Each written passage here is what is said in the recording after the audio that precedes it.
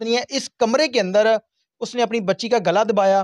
گلا دبانے کے بعد اس کو بے دردی سے جب وہ قتل کر دیا, قتل کرنے کے بعد اس کو رات کے ٹائم جا کے پانی کے تالاب کے اندر اس نے پھینک دیا. ابھی ہم آپ لوگوں کو وہ تالاب بھی دکھائیں گے جس تالاب کے اندر اس نے اپنی سگی بیٹی کو پھینکا ہے. اچھا چاچا جی, ਮੈਨੂੰ ਇਹ ਦੱਸੋ ਕਿ ਤੁਸੀਂ ਕੀ ਸਮਝਦੇ ਹੋ ਕਿ ਤੁਸੀਂ ਕਹਿੰਦੇ ਹੋ ਕਿ ਬੱਚੀ ਪਿਸ਼ਾਬ ਕਰਦੀ ਸੀ, ਉਹਦੀ ਵਜ੍ਹਾ ਤੋਂ ਉਹਦੀ ਮਾਂ ਨੇ ਮਾਰ ਦਿੱਤਾ. ਤੁਹਾਨੂੰ ਕੀ लगता है कि इस वजह से ही कत्ल किया है? हाँ ऐसे अस्सलाम वजह वालेकुम नाज़रीन, 42 HD टीवी के साथ मैं हूं आपका होस्ट उमैर अली. नाज़रीन, इस वक्त मैं थाना कंगनपुर कलसनाव गांव के अंदर मौजूद हूं. मेरे साथ वो फैमिली मौजूद है. ये बाप जिसके बेटी को इसकी वाइफ ने बेदर्दी से कत्ल किया, कत्ल करने के बाद पानी के तालाब के अंदर फेंक दिया. मजीद इस बाप से पूछेंगे कि इसकी जो वाइफ है उसने अपनी ही बेटी को कत्ल किस वजह से किया. अस्सलाम वालेकुम. वालेकुम सलाम। की नाम तेरा? वारस। 12 से कितनी देर हो गई शादी ਨੂੰ? शादी न हो 7 साल हो गए। ਅੱਛਾ, ਮੈਨੂੰ ਇਹ ਦੱਸ ਕਿ ਤੇਰੀ ਬੱਚੀ ਨੂੰ ਤੇਰੀ ਬੀਵੀ ਨੇ ਕਤਲ ਕੀਤਾ ਹੈ, ਕਿਸ ਵਜ੍ਹਾ ਤੋਂ ਕਤਲ ਕਰਕੇ ਤੇ ਉਹਨੇ ਪਾਣੀ ਦੇ ਵਿੱਚ ਸੱਟ ਦਿੱਤਾ ਹੈ? ਮੈਂ ਤਾਂ ਗਿਆ ਚਲਾ ਸੀ ਪੱਠਿਆਂ ਤੇ। ਅੱਛਾ 2 ਵਜੇ ਮੈਂ ਘਰੀ ਪਾ ਕੇ ਤੇ ਮੈਂ ਕੰਮ ਤੇ ਗਿਆ ਚਲਾ ਸਾਂ, ਮਗਰੋਂ ਪਤਾ ਨਹੀਂ ਉਹਨਾਂ ਕੀ ਕੀਤਾ ਤੇ ਕੀ ਨਹੀਂ ਕੀਤਾ। ਕਿੰਨੇ ਬੱਚੇ ਕਿੰਨੇ ਨੇ ਤੇਰੇ? ਮੇਰੇ 3 ਬੱਚੇ ਨੇ। 3 ਬੱਚੇ ਨੇ? ਹਾਂਜੀ ਬੇਟੀਆਂ ਨੇ ਬੇਟੇ ਨੇ? ਬੇਟੀਆਂ ਹੀ ਨੇ। ਅੱਛਾ, ਉਸ ਤੋਂ ਪਹਿਲੇ ਘਰ ਦੇ ਵਿੱਚ ਕੋਈ ਲੜਾਈ ਝਗੜਾ ਸੀ, ਕੀ ਮਾਮਲਾ ਸੀ ਜਿੰਦੀ ਵਜ੍ਹਾ ਤੋਂ ਤੇਰੀ ਬੇਟੀ ਨੂੰ ਉਹਨੇ ਕਤਲ ਕਰ ਦਿੱਤਾ? ਕੋਈ ਲੜਾਈ ਲੜੂਈ ਕੋਈ ਨਹੀਂ ਸੀ, ਪਿਸ਼ਾਬ ਦੀ ਵਜ੍ਹਾ ਤੋਂ ਹੀ ਉਹਨੇ ਬਸ। ਤੇ ਬੱਚੇ ਤੇ ਬਾਕੀ ਵੀ ਮੌਜੂਦ ਸੀ ਘਰ ਦੇ ਵਿੱਚ? ਹਾਂਜੀ 3 ਤੇਰੀਆਂ ਬੇਟੀਆਂ ਨੇ, ਉਹ ਵੱਡੀ ਸੀ ਕਿ ਛੋਟੀ ਸੀ? ਇੱਕ ਛੋਟੀ ਹੈ ਤੇ ਇੱਕ ਵਿਚਕਾਰਲੀ ਕਿਹੜੀ ਵੱਡੀ ਛੋਟੀ ਸੀ। ਅੱਛਾ, ਉਹ ਤੋਂ ਇੱਕ ਉਹ ਛੋਟੀ। ਜਿਹੜੀ ਬੱਚੀ ਨੂੰ ਕਤਲ ਕੀਤਾ ਹੈ ਹਾਂਜੀ ਉਹ ਵੱਡੀ ਤੋਂ ਛੋਟੀ ਸੀ, ਹਾਂਜੀ ਯਾਨੀ ਕਿ ਦੂਸਰੇ ਨੰਬਰ ਵਾਲੀ ਸੀ. ਹਾਂਜੀ ਤੇ ਜ਼ਹਿਰੀ ਗੱਲ, ਬੱਚੇ ਨੇ ਉਹਨਾਂ ਨੇ ਘਰ ਦੇ ਵਿੱਚ ਤੰਗ ਵੀ ਕਰਨਾ ਹੈ, ਪਿਸ਼ਾਬ ਅਗਰ ਕਰਦੀ ਸੀ ਜਾਂ ਇਸ ਤਰ੍ਹਾਂ ਦੇ ਮਾਮਲਾਤ ਸੀ ਤੇ ਉਹਨੇ ਵੱਡੀ ਬੱਚੀ ਨੂੰ ਕਿਉਂ ਨਹੀਂ ਮਾਰਿਆ, ਛੋਟੀ ਨੂੰ ਕਿਉਂ ਨਹੀਂ ਮਾਰਿਆ? ਉਹ 6 ਮਾਹ ਪਹਿਲੇ ਵੀ ਉਹਨੇ ਮਾਰਨ ਦੀ ਕੋਸ਼ਿਸ਼ ਕੀਤੀ ਹੈ, ਉਹਦੀ ਕੀ ਵਜ੍ਹਾ ਸੀ? ਇਹ ਤਾਂ ਗਾ ਮੈਨੂੰ ਨਹੀਂ ਪਤਾ ਜੀ। ਤੂੰ ਘਰ ਚ ਰਹਿਣਾ, ਤੇਰੀ ਬੀਵੀ ਤੈਨੂੰ ਨਹੀਂ ਪਤਾ ਸੀ? ਮੈਂ ਤਾਂ ਫਿਰ ਕੰਮ ਤੇ ਚਲਾ ਜਾਂਦਾ ਸਾਂ ਜੀ। ਘਰ ਕੌਣ ਮੌਜੂਦ ਹੁੰਦਾ ਸੀ? ਘਰ ਹੀ ਹੁੰਦੇ ਸੀ ਬਾਲ ਹੀ ਤੇ ਜਾਂ जी नाज़रीन, मेरे साथ उस बच्ची के दादाजी मौजूद हैं. इनसे पूछेंगे कि क्योंकि इसके जो वालिद है वो कह रहा है कि मैं तो जॉब करता था, घर में नहीं होता था. इनसे मजीद बात करके इनसे जानेंगे कि वो जो औरत है उसने अपनी ही बेटी को किस वजह से मार दिया. अस्सलाम वालेकुम. ਉਹੀ ਬਾਰੇ ਪੁੱਛਣਾ। अच्छा, मैनू बाबा जी ये दसो कि तुहाडी नूंह है, ਜੀ ਜੀ उन्ने आपदी बेटी नूं कत्ल कर दिता है, ਜੀ ਜੀ किस वजह तो कत्ल कीता है, की वजह बन गई? ਬਸ ਉਹਨੇ ਨਾ ਪਿਸ਼ਾਬ ਝੜਾ ਕੀਤਾ ਹੈ अच्छा, ਤੇ ਇਹਦੀ ਵਜ੍ਹਾ ਤੋਂ ਹੀ ਉਹਨੇ ਮਾਰਿਆ ਉਹਨੂੰ। नहीं तो बच्चे तो बाकी भी 2 घर च ਅੱਗੇ ਵੀ मौजूद? ਇੱਕ ਵਾਰੀ ਅੱਗੇ ਵੀ 6 ਮਹੀਨੇ ਹੋ ਗਏ ਨੇ ਉਹਨੂੰ ਤਲਾਕ ਸੱਟ ਆਈ ਸੀ, ਉਹ ਤੁਹਾਨੂੰ ਫੌਰੀ ਪਤਾ ਲੱਗ ਗਿਆ, ਅਸੀਂ ਉਹ ਚੁੱਕ ਲੈਂਦੇ। ਹੁਣ ਇਹ ਫਿਰ ਉਹਨੇ ਉਵੇਂ ਕੀਤਾ ਜੀ। नहीं, दिमागी तौर पे वैसे ठीक है हो?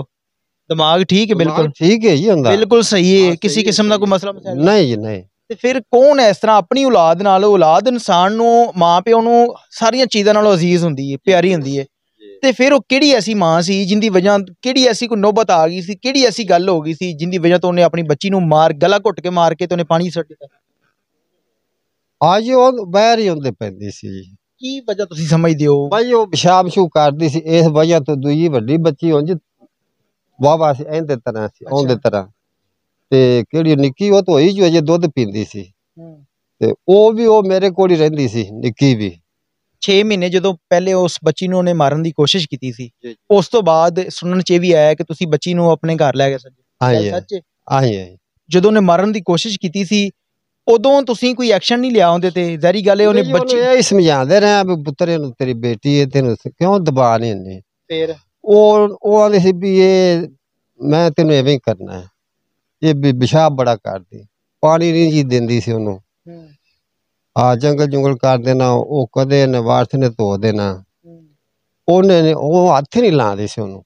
अच्छा, हाँ एडी जालिम हो। लेके आए जी। ये आप देख सकते हैं कि जिस औरत ने अपनी बच्ची को कत्ल किया है ये उसकी बड़ी बेटी है. ये आप अंदाजा लगा सकते हैं कि वो जो बच्ची कत्ल हुई है उसकी एज जो है वो तकरीबन 3 साल है. ये सबसे छोटी बच्ची है. अब वो औरत जो है वो हवालात में है, अब जेल में जाएगी, उसको सजा होगी और इन बच्चों की जिंदगी बर्बाद होगी है. अब देखें कि वालदैन, कोई भी वालदैन है, उनको अपनी औलाद से बढ़ के कोई चीज़ नहीं होती, लेकिन ये पता नहीं कौन सी किस्म की, किस तरह की माँ थी कि उसने, एक घर वाले बता रहे हैं कि वो पेशाब करती थी. रीज़न तो कोई और भी हो सकती है, होगी, क्योंकि ज़ाहिर सी बात है जब बच्चा छोटा होता है तो उसने گھر میں لڑائی جھگڑا بھی کرنا ہے، ماں باپ کو تنگ بھی کرنا ہے، لیکن کون سی ایسی وجہ تھی جس وجہ سے اس نے اپنی ہی بچے کو قتل کر دیا؟ پہلے اس کا گلا دبایا، گلا دبانے کے بعد پاس ایک تالاب ہے پانی کا، ہم وہاں پہ بھی جائیں گے اور آپ لوگوں کو دکھائیں کہ کس تالاب کے اندر اس نے اپنی بچی کو پھینکا۔ ابھی میں آپ لوگوں کو وہ کمرہ دکھاؤں گا جس کمرے کے اندر اس نے اپنی بچی کا گلا دبایا۔ آ جائیں، یہ آپ دیکھ سکتے ہیں کہ اس کمرے کے اندر صرف چند چیزوں کے علاوہ کوئی چیز موجود نہیں ہے، صرف 2 چارپائی ہیں اور کچھ برتن پڑے ہوئے ہیں، اور اس کے علاوہ کوئی ایسی ویسی کوئی چیز موجود نہیں ہے۔ اس کمرے کے اندر اس نے اپنی بچی کا گلا دبایا، گلا دبانے کے بعد اس کو بے دردی سے جب وہ قتل کر دیا، قتل کرنے کے بعد اس کو رات کے ٹائم جا کے پانی کے تالاب کے اندر اس نے پھینک دیا۔ ابھی ہم آپ لوگوں کو وہ تالاب بھی دکھائیں گے جس تالاب کے اندر اس نے اپنی سگی بیٹی کو پھینکا ہے۔ اچھا چاچا جی، مینوں یہ دسو کہ تسی کی سمجھدے ہو کہ تسی کہندے ہو کہ بچی پیشاب کرਦੀ ਸੀ ਉਹਦੀ وجہ ਤੋਂ ਦੀ ਮਾਂ ਨੇ ਮਾਰ ਦਿੱਤਾ، ਤੁਹਾਨੂੰ ਕੀ ਲੱਗਦਾ ਹੈ کہ ਇਸ وجہ ਤੋਂ ਹੀ قتل ਕੀਤਾ ہے؟ ਹਾਂ ਇਸ ਵਜ੍ਹਾ ਤੋਂ ਹੀ।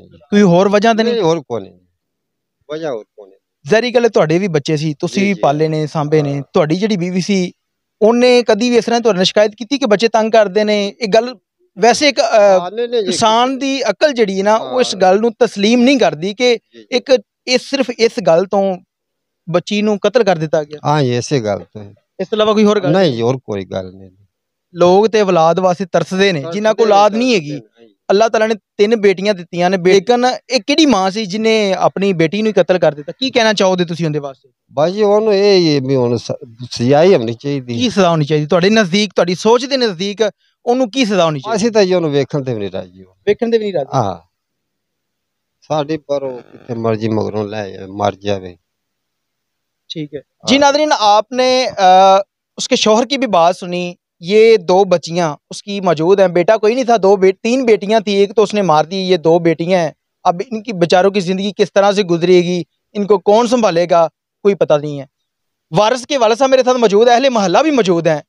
ان کا کہنا ہے کہ صرف اور صرف وہ بچی پیشاب کرتی تھی جس کی وجہ سے اس نے 6 ماہ پہلے بھی اس کو مارنے کی کوشش کی ہے، لیکن اس دفعہ گھر میں کوئی موجود نہیں تھا، اس نے گلا دبایا ہے۔ کمرہ بھی میں نے آپ لوگوں کو دکھا دیا ہے۔ اس نے گلا دبایا، دبا کے جب وہ بچی کی جان نکل گئی اس کے بعد اس نے اس پانی کے تالاب کے اندر پھینکا ہے، لیکن جب 6 ماہ پہلے اس نے مارنے کی کوشش کی تھی تب اس نے بچی کو زندہ اس تالاب کے اندر پھینکا تھا، تاکہ وہ کچھ محلے والے تھے انہوں نے دیکھا اور اس بچی کی جان بچا لی۔ میری ان تمام اللہ حکام سے اور عدلیہ سے گزارش ہے کہ اس عورت کو عبرت کا نشان بنائیں، اس عورت کو پھانسی لگنی چاہیے تاکہ یہ لوگوں کے لیے، اس علاقے کے لیے، پورے ملک کے لیے، اور جو اس طرح کی عورتیں اس طرح کا دماغ رکھتی ہیں، جن کی سوچ اس طرح کی ہے، ان کے لیے عبرت کا نشان بنے۔ اس کے ساتھ ہی اپنے میزبان عمیر علی کو اجازت دیجیے اور دیکھتے رہیے 42 HD TV۔ اللہ نگہبان۔